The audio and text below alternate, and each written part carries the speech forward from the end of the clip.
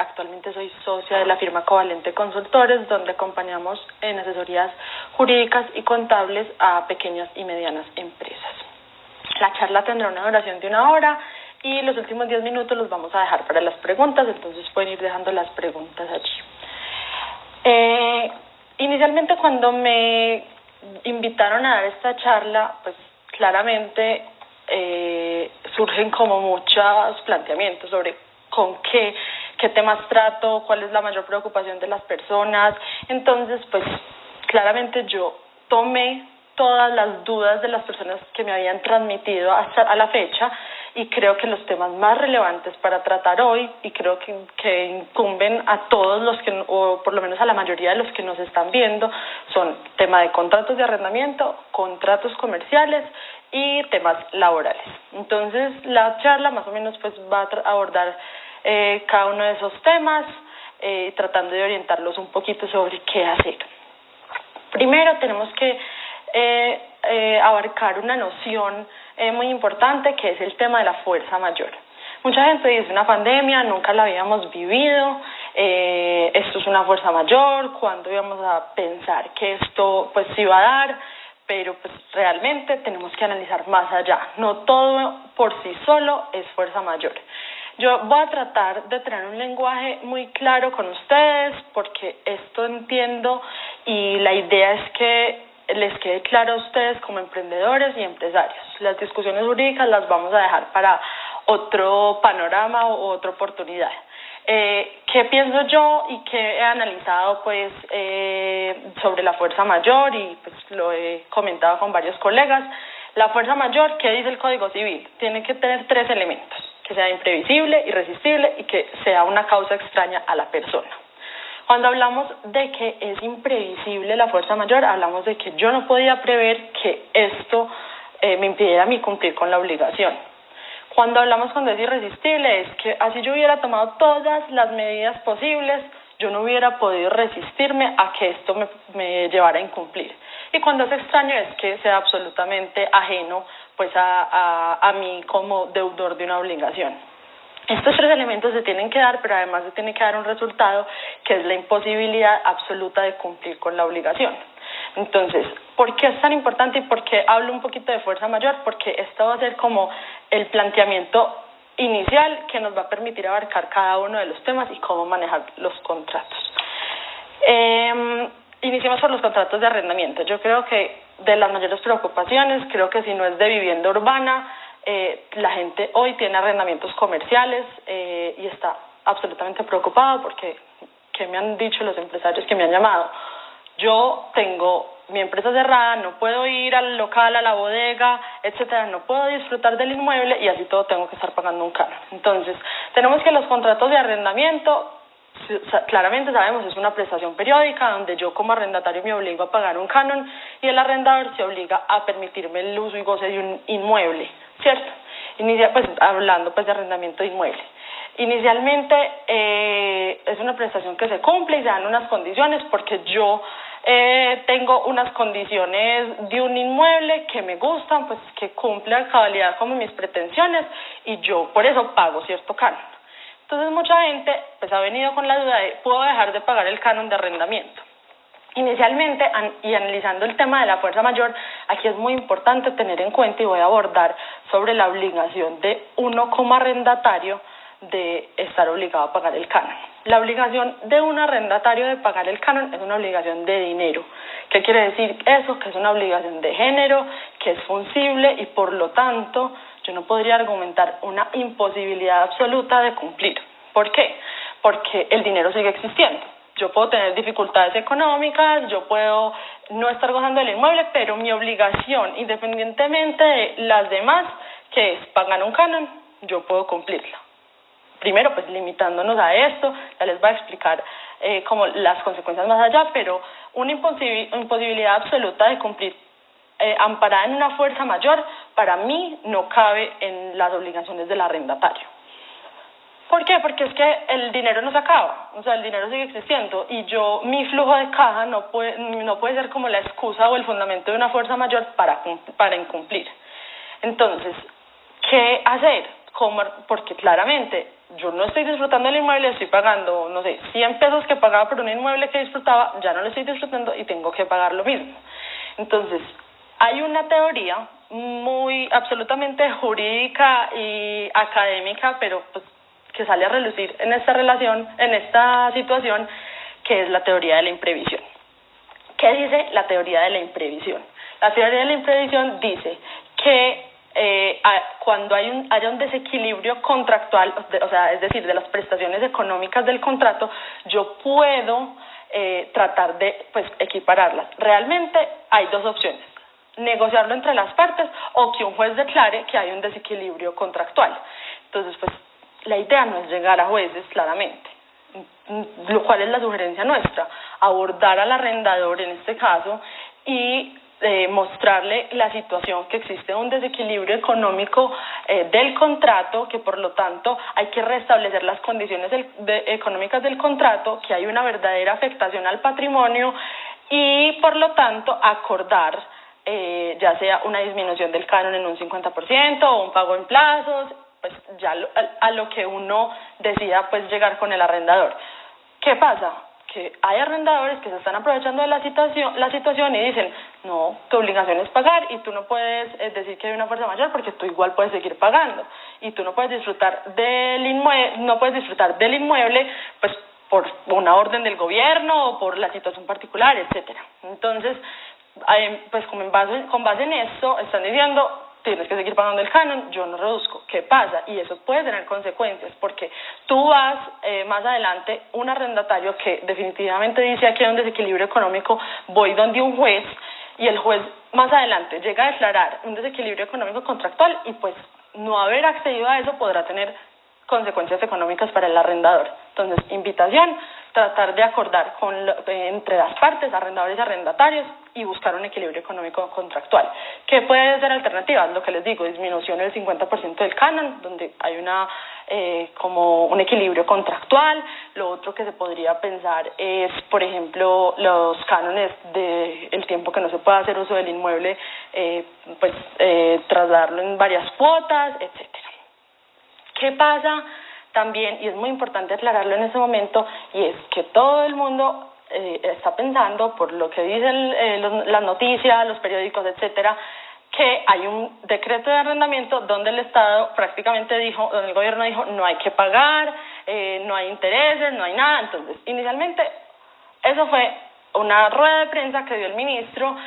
Es un decreto que no se ha firmado. Nosotros conocimos el proyecto de decreto.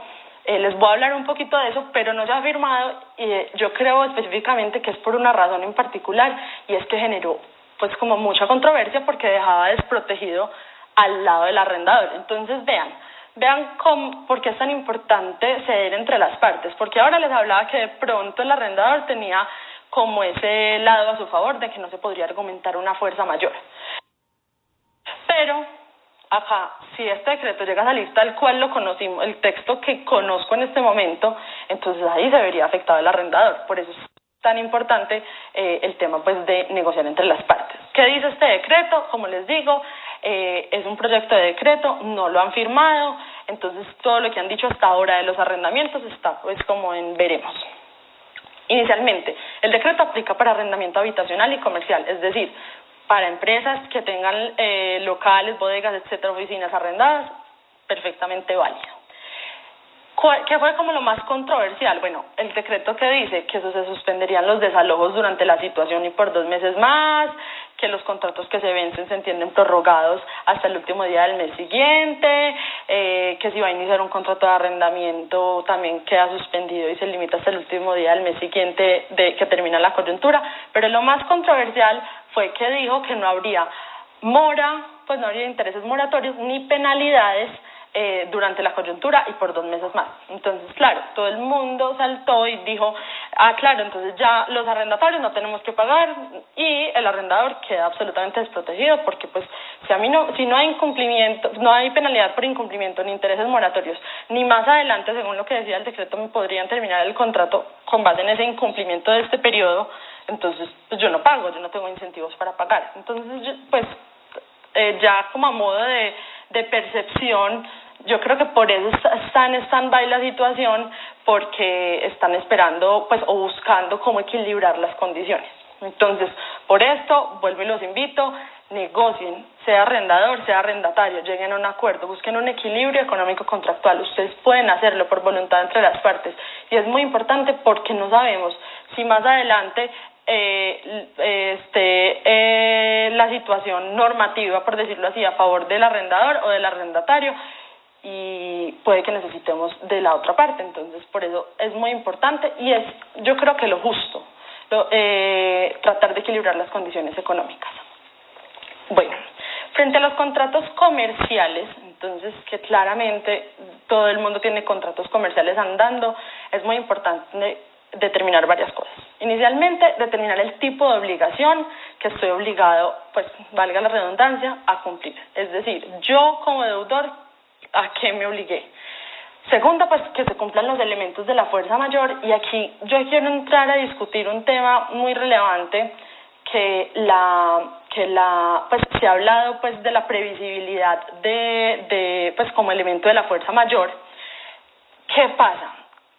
Mucha gente, y en discusiones jurídicas han dicho, es que el coronavirus era absolutamente previsible, es que el coronavirus, si llegó a China, se sabía que iba a llegar a Colombia, pues, en cualquier momento.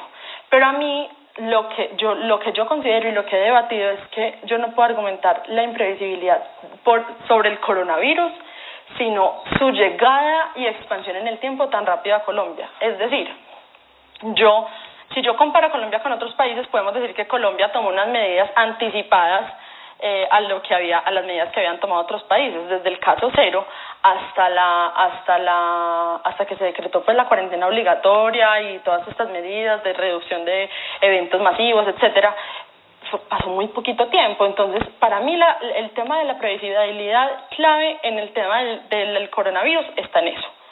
Ojo, pero también yo tengo que mirar qué era previsible. Al momento, que yo suscribí la obligación, porque si yo el 15 de marzo suscribí una obligación, yo no puedo decir que era imprevisible el coronavirus, o ahora, porque pues finalmente ahora siguen funcionando ciertos sectores y se han celebrado contratos, entonces yo no puedo decir que el coronavirus era imprevisible en este momento y celebrando el contrato en este momento. O sea, tengo que mirarlo, es al momento de la celebración del contrato.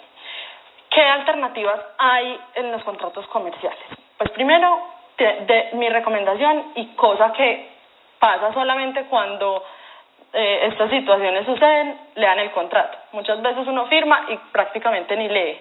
Es muy importante que lean el contrato, porque muchas veces en los contratos hay gente que firma sin leer, y en los contratos está estipulado que pasa en un tema de fuerza mayor, quién asume el riesgo, si se asume 50-50, si se suspende, si se termina, etcétera. Entonces, muy importante, lean los contratos. Y segundo, si en el contrato definitivamente no dice nada, pues hay dos opciones.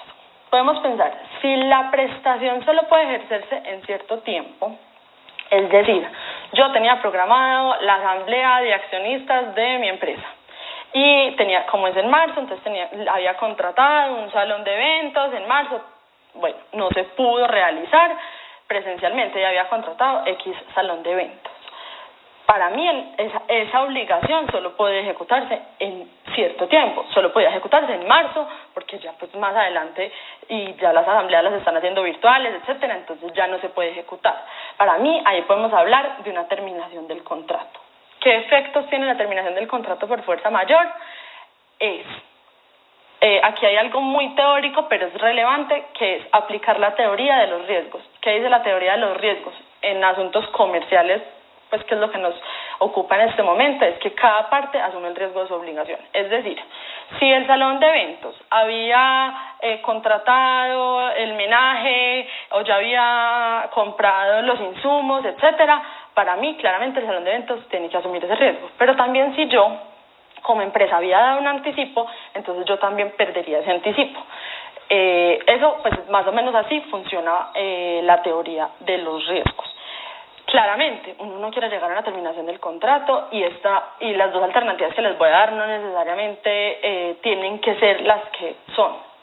si uno entre las partes llega a otra negociación, si se pospone, etcétera, está perfecto, pero estamos yendo al peor panorama donde no hay un acuerdo entre las partes y esta es la decisión, o en el panorama donde yo entro a negociar con mi otra parte ya conociendo esta información. Y la segunda alternativa es una suspensión del contrato.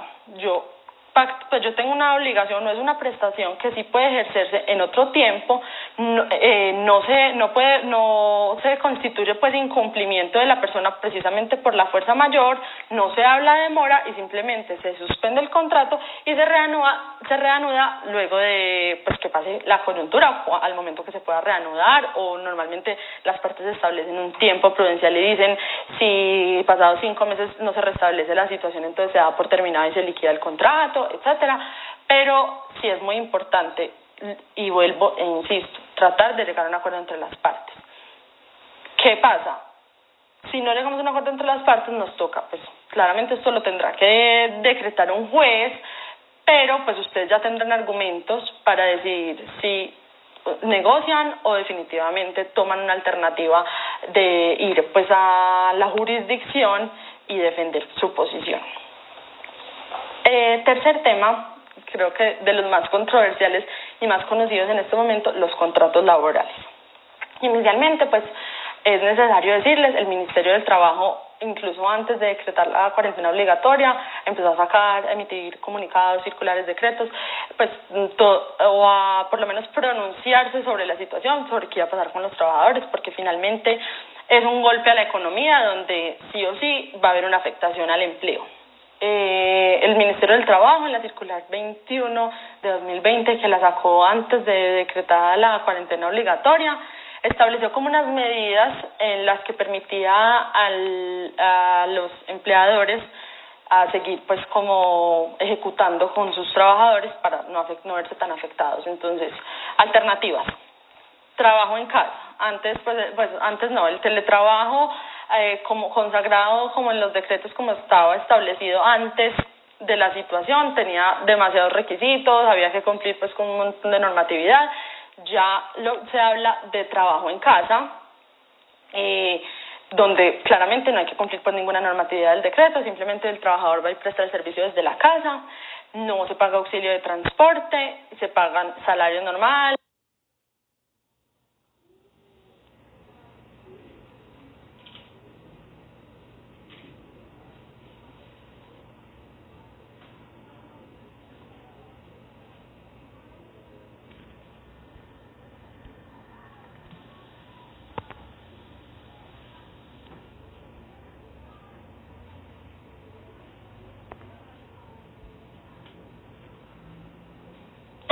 Prestaciones sociales igual, seguridad social igual, pues no tiene como entonces fue una alternativa en el momento. Lo otro que sugirió fue adelantar vacaciones o pues sacar a la gente de vacaciones colectivas o disfrutadas. En su momento, si nos limitamos a lo que dice el Código Sustantivo del Trabajo, habría que preavisar con 15 días. Cuando sacó esa circular, pues la interpretación que nosotros le dimos fue: no tiene que preavisar porque claramente está en la situación pues actual, o sea, avise de un día para otro, y eso finalmente el Ministerio lo reiteró posteriormente en otra circular. O lo otro que sugería eran los permisos remunerados y que es un salario sin prestación del servicio. Eso fue pues como inicialmente las propuestas. Yo les voy a hablar de otras alternativas que hemos contemplado. Pero también es relevante contarles que existen, pues que el decreto 488 de 2020 estableció pues como unos beneficios, pues entre otros, pero los más relevantes y los que más interesan pues a los empleadores y a los trabajadores en el momento se autorizó el retiro de cesantías de los fondos privados. Entonces, ¿cómo funciona esto? Les explico más o menos. Un trabajador que tenga una afectación en su salario puede solicitar el retiro de cesantías para compensar la diferencia de esa afectación.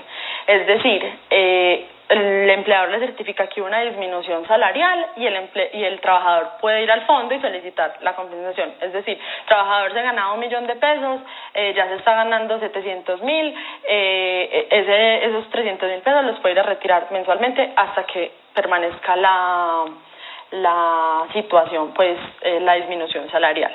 Eso pues por un lado. Ojo, es muy importante que tengan presente que es fondos privados, o sea, Fondo Nacional del Ahorro no le aplica, entonces es relevante para los trabajadores que tengan los ahorros en las cesantías en los fondos privados. Y el otro es para los cesantes, que dice que hasta que la situación permanezca y hasta que, y para los trabajadores que cumplan ciertas condiciones que ya les van a decir, en la caja de compensación a la que están afiliados les da un subsidio correspondiente a 2 salarios mínimos legales repartidos en 3 mensualidades. Requisitos: ser cotizantes categoría A o B, que eso pues básicamente se fija de acuerdo con el CISBEN y pues con el estrato, que hayan realizado aportes a cajas de compensación en los últimos 5 años, por lo menos 12 meses, y que esté desvinculado o sin ingresos. Entonces esas alternativas son muy importantes para las que les voy a contar que podríamos considerar en la situación particular. Bueno, el salario sin prestación del servicio. Entonces, esta es como el mejor panorama para el trabajador, una empresa con buen flujo de caja que definitivamente diga: yo puedo seguir pagándole a mis trabajadores.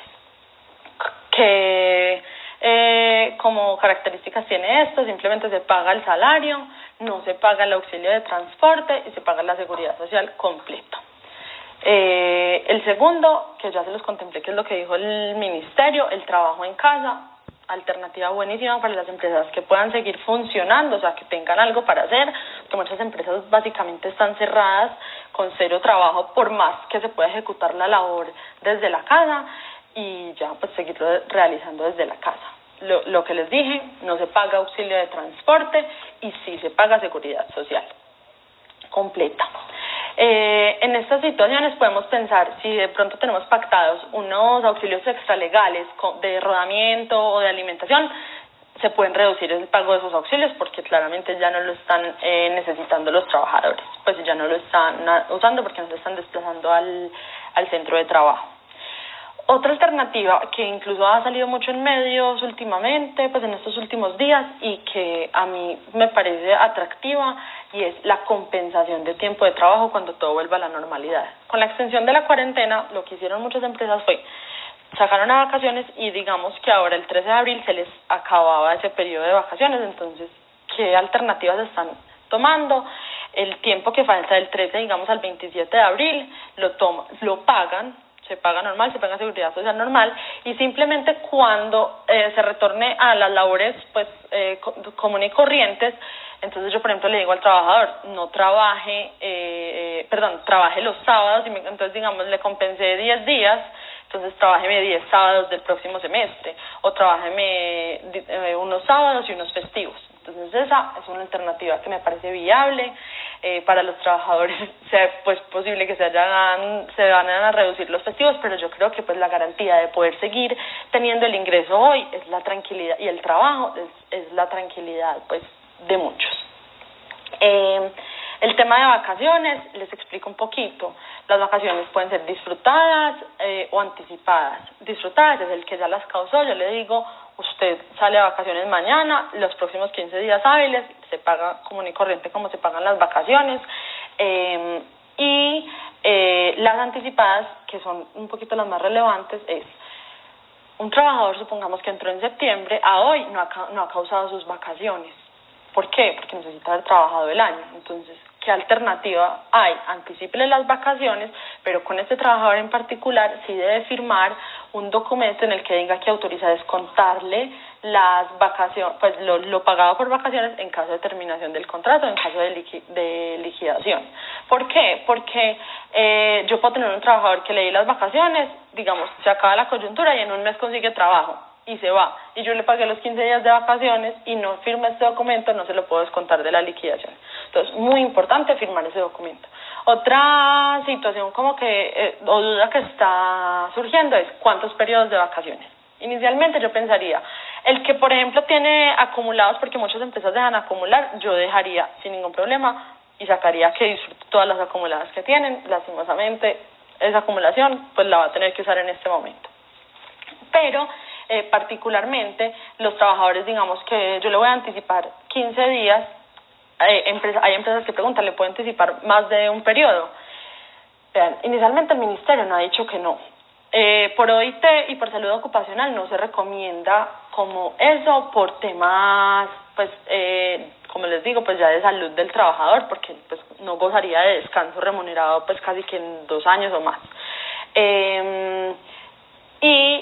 Lo que pues ya lo que sería en esta alternativa, pues porque muchos han dicho es que no tengo opciones, entonces de pronto pensar en darle 15 días pues del primer periodo y digamos la mitad del segundo periodo. O sea, como les digo, el ministerio no ha dicho nada, no veo tampoco un riesgo más allá, tratar de no hacerlo por salud ocupacional, pero si definitivamente vemos que es la última alternativa, pues es preferible hacerlo. Entonces, puedes seguir adelante con esa opción. Lo otro que estamos implementando mucho es la disminución de jornada y o de salario. ¿Por qué digo yo? Porque pues está como las dos cosas. Una disminución de salario, es decir, yo tengo trabajadores en la casa, no están haciendo nada, pero un trabajador que se ganaba 3 millones, yo no voy a poder pagarle 3 millones porque no tengo ingresos. Entonces, ¿cuál es mi sugerencia? Háblenlo con los trabajadores, eso es muy importante, esto debe ser de mutuo acuerdo, pero la verdad, yo me he sorprendido positivamente, nosotros que trabajamos tanto con empresas, de la actitud de los trabajadores. Yo pienso que el trabajador es agradecido con que le conserven el puesto de trabajo y llegar y que lo traten bien y que piensen en él. Yo creo que llegar como a esos acuerdos que el trabajador sabe por lo que está pasando en la empresa, el trabajador sabe que la empresa está básicamente en 0 ingresos, como la mayoría. Entonces, para el trabajador, yo decirle, venga, usted pues no se está desplazando, yo entiendo que no está trabajando, que está en la casa, etcétera, etcétera, acordemos una disminución salarial absolutamente válida. Eso para el que no está prestando el servicio. Para el que está, por ejemplo, prestando el servicio desde la casa o que está exceptuado y puede ir a trabajar y está, digamos, trabajando menos tiempo, yo puedo pensar en una reducción salarial proporcional a la reducción de la jornada. Mucha gente me pregunta, ¿cierto que no tengo que respetar el mínimo? Para mí no. ¿Por qué? Porque yo puedo tener una persona, la que está trabajando desde la casa, pues claramente no está en su jornada de 48 horas, entonces puede haber una afectación al mínimo mientras no trabaje las 48 horas. Y al que yo le reduzco la jornada y digamos está trabajando 20 horas, también no habría problema en afectar el mínimo a mi consideración, porque finalmente está trabajando menos de las 48 horas. Igual, mírenlo fuera de esta situación. Antes del coronavirus, pues, o en el día a día, las personas que trabajan menos de las 48 horas, hay muchas que devengan menos del mínimo. O sea, el mínimo es una garantía para el que trabaje una jornada laboral ordinaria de 48 horas, que se gane por lo menos el mínimo, pero el que gana menos puede perfectamente ganarse menos del mínimo. Entonces, súper buena alternativa, creo que es como una alternativa de parte y parte, tratar de acordarlo entre las partes y esto de mutuo acuerdo. El otro es el ponerse al día en los días de la familia. Hubo una ley en 2017, no recuerdo el número exactamente, donde se dice que se debe conceder un día de la familia por cada semestre a los trabajadores. Entonces, pues esto mucha gente no va a entrar en esa controversia que decía que otro día más de vacaciones, pero no necesariamente porque la empresa puede dar el espacio, por ejemplo, cuando hace la fiesta de Navidad, de Halloween, etcétera. Pero digamos una empresa que pasa mucho, no ha cumplido y no ha dado los días de la familia, se puede poner al día en sus días de la familia con esta cuarentena. Ahora, hablemos de las alternativas más contundentes y más controversiales. En estos días, pues, y creo que todo el mundo ha tenido la oportunidad de leerlo en las noticias, el ministro dijo que, pues, lectura de los medios, no se podían dar licencias no remuneradas. Es muy importante leer esto como con otros ojos y saber entender, y por eso es bueno ir más allá y leer efectivamente lo que dijo el ministerio, para no entrar a desinformar, porque incluso hay muchas empresas que me preguntan y que yo les contemplo por cualquier motivo la posibilidad y me dicen, pero es que eso no se puede. No es que no se pueda, es que hay formas de hacerlo. Hay empresas que definitivamente el flujo de caja dicen, no me da el flujo de caja. Entonces, ¿qué dijo el ministro? El ministerio en la circular 27 de 2020, que no se podría constreñir a los empleados u obligar a tomar licencias no remuneradas. Las licencias no remuneradas realmente sí son licencias que casi que se hicieron, por decirlo así, para que el trabajador que necesita pedirlo, lo pida. Mucha gente lo pide porque no ha causado vacaciones y pide una licencia no remunerada, o porque no quiere ir a visitar a alguien y no le dan el permiso, pide una licencia no remunerada, o si quiere hacer una cirugía estética y no le dan permiso. Bueno, por cualquier motivo, eso normalmente lo usan los trabajadores. Pero hoy pues está surgiendo esta situación, entonces se analiza la posibilidad. Yo creo que es viable siempre y cuando se demuestre efectivamente un mutuo acuerdo. Es decir, lo que yo les decía, uno muchas veces cree que no, pero uno habla con los trabajadores y les dice definitivamente no tengo cómo pagar, no tengo posibilidad o sea, no tengo un ingreso, pero yo quiero cuidar del puesto de trabajo, yo quiero seguir adelante con esta empresa, vamos a salir adelante, etcétera, y pensar en una licencia no remunerada. Consecuencias de esto, pues como les digo, súper importante que en el documento esté pactado, que se evidencie el mutuo acuerdo y en las comunicaciones, porque a mí de nada me sirve yo decirle a un trabajador, si no me firma esto se va, y en el documento decir que es de mutuo acuerdo. No, o sea, realmente que sea de mutuo acuerdo. ¿Cuáles son los efectos de esto? No se paga, solo se sigue cotizando pues a salud y pensión, no se paga ARL ni para fiscales, se suspende el contrato de trabajo y ese tiempo se puede descontar del cálculo de cesantías y vacaciones. Lo que han hecho varias empresas que, digamos, como para reducirse el costo en tema de seguridad social y más adelante en tema de prestaciones sociales y vacaciones, es optar por una licencia no remunerada con un auxilio. ¿Cómo funciona? Yo pacto una licencia no remunerada, pero otorgo un auxilio no constitutivo de salario, digamos, no sé, un 30% del salario para no dejar absolutamente desprotegido al trabajador. Creo que es viable porque además hay un ahorro en la cotización a la seguridad social y los días finalmente después se descuentan de cesantías y vacaciones. Pero muy importante, mutuo acuerdo. Y la suspensión del contrato de trabajo, creo que el más controversial. Es para mí, última instancia, tratemos de pues que sea la decisión, pues la última decisión que tomemos, pero entiendo que también hay empresas que lo necesitan. El artículo 51 del Código Sustantivo del Trabajo, en el numeral 1, dice que uno puede suspender los contratos de trabajo por fuerza mayor. Este artículo no me obliga a notificar no me obliga a pedir permiso al Ministerio del Trabajo, pero sí a notificarlo. Entonces, si bien yo no tengo que pedir permiso, tengo que informarle al Ministerio, yo suspendí esos y estos contratos. Entonces, muy importante. Y para mí la gente está haciendo mal uso de la suspensión en unos casos particulares. ¿Por qué? Porque para mí la suspensión tiene que haber una imposibilidad absoluta de prestar el servicio. Y hay mucha gente que está exceptuada, como restaurantes, como hoteles, etcétera, que están argumentando que pueden suspender el contrato de trabajo. Yo realmente pienso que no es así. ¿Por qué? Porque yo no puedo decir que, la suspensión es una imposibilidad de prestar el servicio por una fuerza mayor.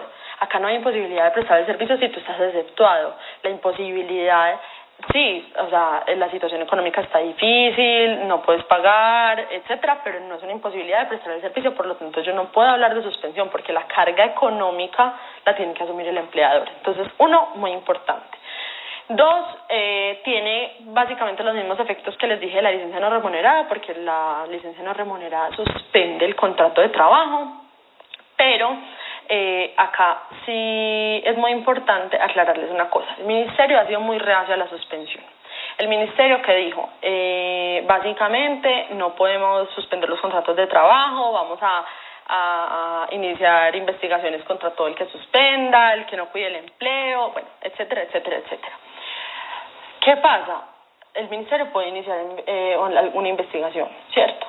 Pero pues, nosotros creemos y hemos analizado que si bien no hay mucha jurisprudencia, hay elementos. Si la suspensión se hace adecuadamente y si efectivamente hay una imposibilidad de prestar el servicio, hay elementos para defenderla. Pero también hay un riesgo muy grande y que es el temor de todos los abogados, porque nos suman todos los análisis jurídicos y es los jueces de tutela, porque no sabemos qué puede pasar con los jueces de tutela, todo es una incertidumbre, como les dije, la pandemia es una novedad para todos, entonces no sabemos efectivamente si por tutela el juez, digamos, ordene que cese la suspensión y ordene el reintegro.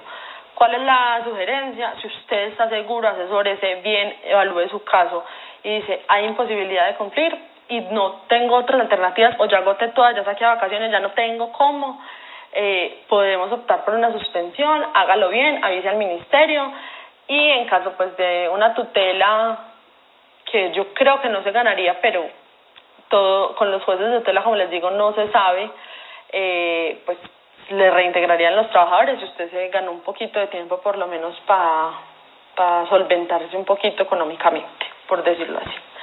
Y lo del otro tema muy relevante es que mucha gente me ha preguntado, entonces es cierto que yo no puedo despedir a los trabajadores porque el ministerio dijo que no podía despedir y que iba a fiscalizar el que iba a despedir, o todo lo contrario, el coronavirus es una justa causa para despedir, ni lo uno ni lo otro. A ver, primero, contratos a plazo, es decir, a término fijo, que venzan, digamos uno vence en mayo, si yo preaviso bien todo, puedo terminar el contrato sin ningún problema.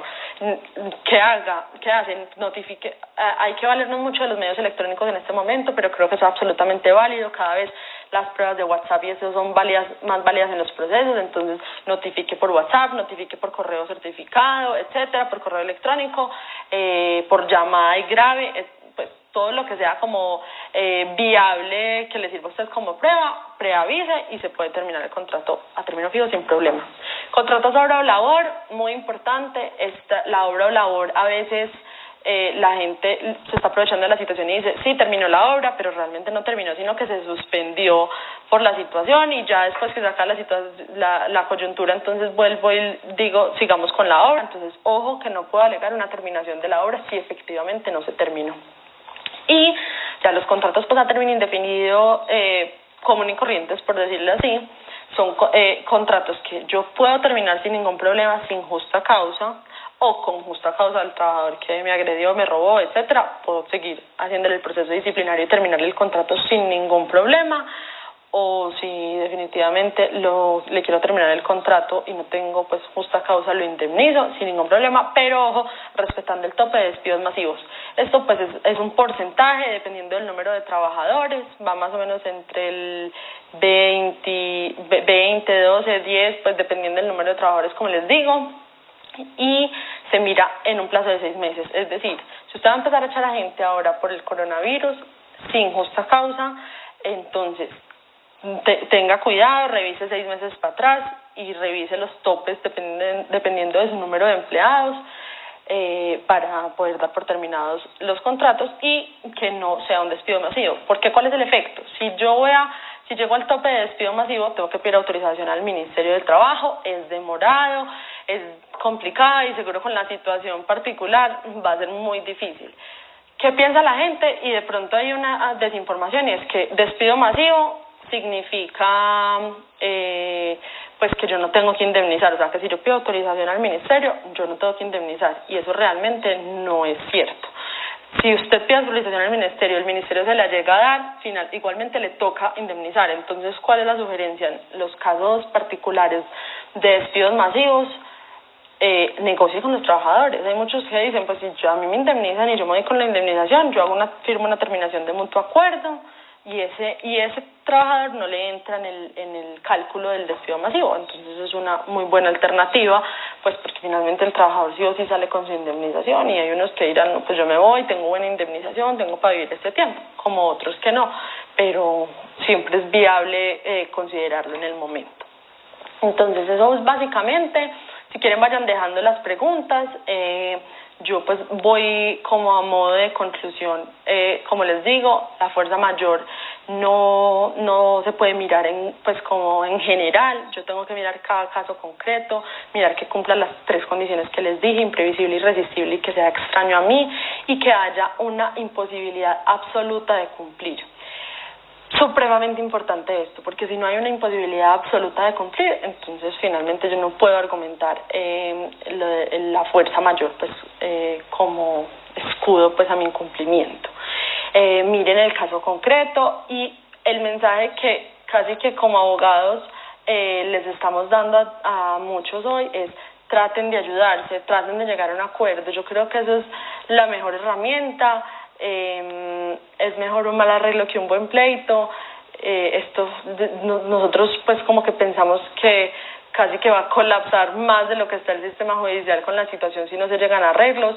Nada es culpa de nadie, la situación en particular a todos nos tomó por sorpresa y creo que es ser de parte y parte. Y vean que en cada uno de los contratos que les hablé es absolutamente relevante la negociación de las partes y ceder. Entonces vamos aquí a ver las preguntas. Bueno, ¿cómo firmar el documento en esta cuarentena? Lo que les dije, absolutamente válido, medios digitales. ¿Qué hemos hecho nosotros con los trabajadores? Les mando, le digo imprima, firme y tome una foto, y con eso me parece absolutamente válido, o firme digitalmente. Ya pues uno en Adobe puede firmar digital pues con la firmita, ponerla ahí y mandarlo desde el correo, y creo que es absolutamente válido, o en un correo decir acepto, y de pronto cuando se reintegren a las labores solemnizar ya con la firma. Pero yo creo que hay que aprovechar los medios de comunicación que tenemos hoy, la tecnología que tenemos hoy, es una súper herramienta. Pues hay que hacer uso de esta, y yo creo que finalmente lo que tenga trazabilidad, sea correo, sea WhatsApp, sea llamada, etcétera, yo creo que es una prueba absolutamente válida en caso de un proceso. Entonces un trabajador que te firma o que te acepta por WhatsApp y después dice yo nunca firmé nada, yo creo que eso se le puede caer fácil demostrando la trazabilidad.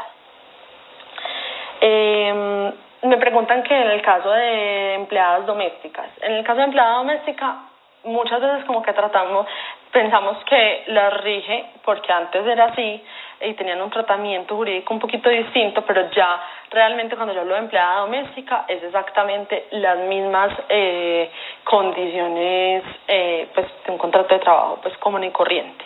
Entonces, con la empleada doméstica, miren, si tiene vacaciones, anticipen las vacaciones o sáquenle a disfrutar vacaciones, piensen de pronto en una reducción salarial entre las partes, pues no sé, una empleada que va por días que cobre 60,000 pesos, díganle que le siguen pagando el día pero por 40,000. Bueno, yo creo que es coger todos estos elementos que les dije y pasarlo pues al contrato doméstico, para no dejarlas tampoco a ellas desprotegidas. Me preguntan que si es viable entonces la disminución del salario cuando es el mínimo. Sí, yo creo que es viable. Como te lo dije, pues viable siempre y cuando cumpla como lo dije ahora, viable siempre y cuando cumpla las condiciones de las que hablaba. Es decir, si por ejemplo la persona sigue trabajando, yo le puedo reducir por debajo del mínimo si le reduzco la jornada y disminuirla en esa proporción. Es decir, trabaja 48 horas, le reduzco a 24, le pago la mitad del mínimo. Es viable. En esos casos, cuando le reduzco menos del mínimo, es muy importante tener en cuenta que vas a tener que seguir pagando la seguridad social por el mínimo, porque el sistema y la excepción de pago de seguridad social por el mínimo no te aplica porque es para régimen subsidiado. Entonces te toca seguirle pagando por la seguridad social por el mínimo, y el 8% que tú le descuentas al trabajador normalmente para pago de seguridad social solo se lo puedes descontar sobre lo que efectivamente le pagues. Es decir, si le pagas la mitad del mínimo, solo le puedes descontar el 8% del mínimo, y la diferencia la tendrás que asumir tú. Eso es como para que lo tengan en cuenta. Sí, se sigue igual pagando la seguridad social, no es que no vayan a pagar la seguridad social porque se gana menos del mínimo, porque lo dejan absolutamente desprotegido. O si no hay reducción de jornada, sino simplemente el trabajador está en la casa haciendo nada, también absolutamente viable, siempre y cuando se cumplan las condiciones. Aquí, cuando se decide el trabajo en casa, ¿es necesario firmar algún documento? Pues mira, realmente no es absolutamente necesario. Simplemente lo que puedes hacer es una notificación que desde tal fecha se realizará trabajo en casa, que se manejará la misma jornada o una jornada diferente, y ya, básicamente no es necesario firmar ningún documento.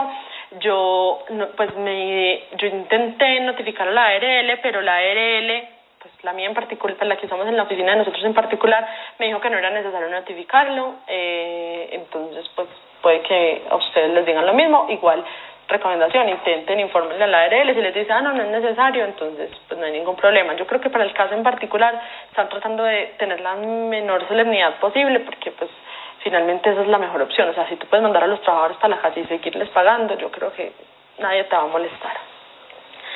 ¿Cómo hago para reducir el pago de la seguridad social?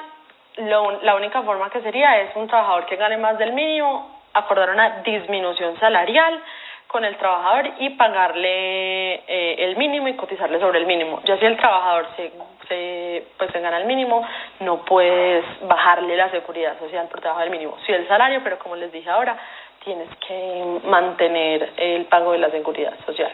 Lo otro, pues que es otra alternativa, ya si tú, por ejemplo, dices, no, yo no quiero desmejorar al trabajador, el trabajador se gana, no sé, 1.200.000, y tú le cotizas sobre 1.200.000, de pronto pueden pactar en desalarizar un porcentaje de eso, tratarlo como, o sea, bajarle el salario, digamos, al salario mínimo.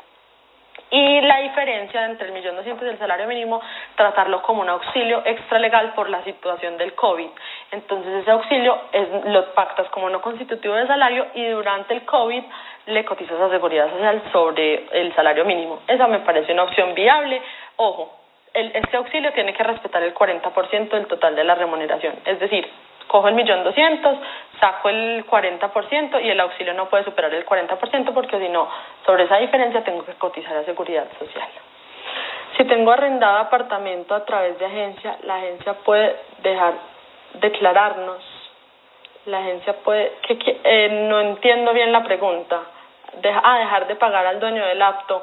No, realmente no, y aplica ahí para lo mismo que les decía ahora, para la obligación de la agencia, que es pagarles a ustedes como dueños de apartamentos. Es una obligación monetaria, una obligación en dinero, y ellos tienen la obligación de recaudo. Entonces, para mí, claramente, la agencia no puede decir que hay una fuerza mayor, que no puede cumplir, porque, como se los dije al principio, el dinero es fungible, el dinero no se extingue, entonces no es una obligación que se pueda extinguir, a mi modo de ver, por fuerza mayor. Incluso hay una sentencia de la Corte que dice efectivamente esto, es la 726 de 2010 de la Corte Constitucional, donde dice que el dinero, pues que la obligación de dinero no se extingue por fuerza mayor, porque el dinero es un género.